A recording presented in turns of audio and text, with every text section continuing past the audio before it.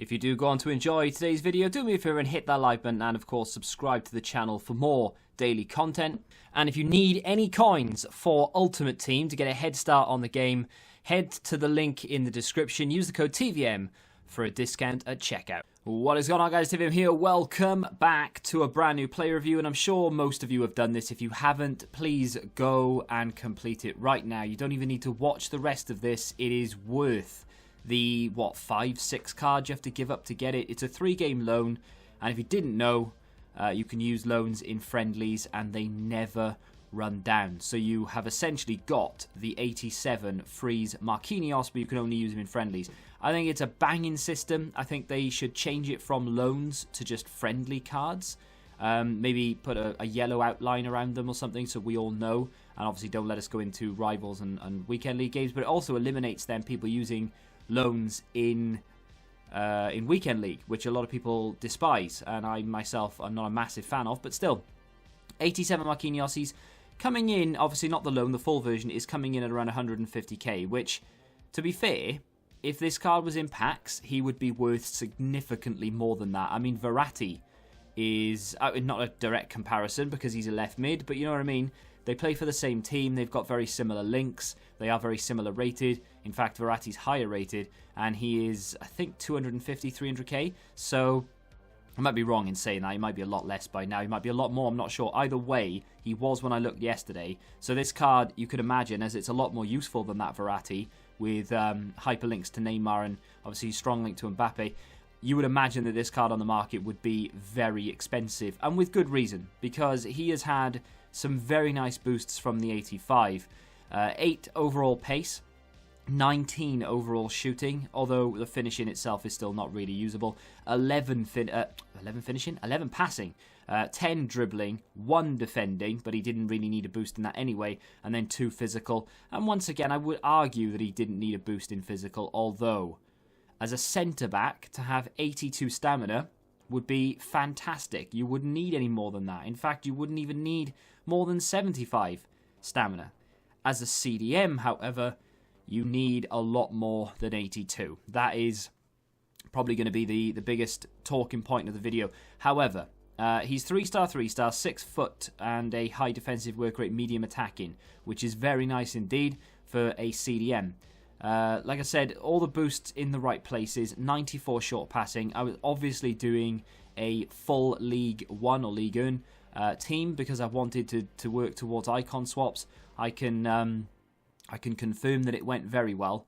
I thoroughly enjoyed myself. I am very, very blessed to have had the pack luck that I've had this year and to have completed the certain objectives and SBCs that I have done, because my first owner squads for nearly every league, arguably, I might say the worst one. The worst one is probably my Premier League team, although that is still incredible. I've just been very, very lucky with first owners and the players that I have in the team. So my squads are, I would say, on average, a lot better than my opponents. But, you know, we've still got to win the game. Some people can win with bronze teams and get 30-0. So it's not a foregone conclusion just because you come up against a bad-looking team. Marquinhos in the side instantly made it better, though. I didn't expect to like him an awful lot. A lot of people messaged me when they released the card and said, hey, that links to Mbappe.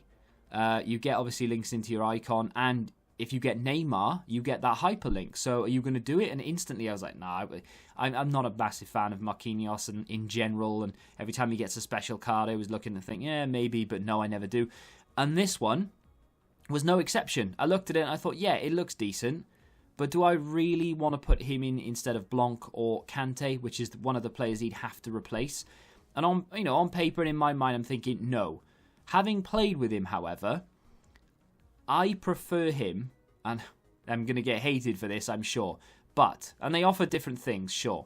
But I prefer him to Blanc, 85 Blanc. I prefer him. I just think he's better at what I need him for and at what he does. So, does this go out of play? Yeah, it does, doesn't it? That goes out of play. My opponent was understandably upset about that, and I'm sure I would have been as well. But the comparisons between him and Blanc actually are quite worth a mention, shall we say. They've both got very good defending. They've both got very good passing. They're both in the right place at the right time. They both feel fairly quick. they both have dodgy stamina for the role that they're in. And I said that was going to be a big talking point. I'm a big fan of his interceptions. I'm a big fan of his tackling in general. I've put an anchor on him, which, for those of you who aren't in the know, turns him into a 92 rated CDM, gives him 83 acceleration, 86 sprint speed, turns his defending into, Maldini-esque, honestly. 98 stand and slide tackle, 93 defensive awareness, 90 heading, 92 interceptions. His strength has gone up by 10 to 87. His jumping's up to 99, and his aggression's up to 87. That is a phenomenal card. Like, absolutely sensational. I love it. I think it's brilliant. And spoiler alert for the Road to Glory, we may or may not be completing this very, very soon.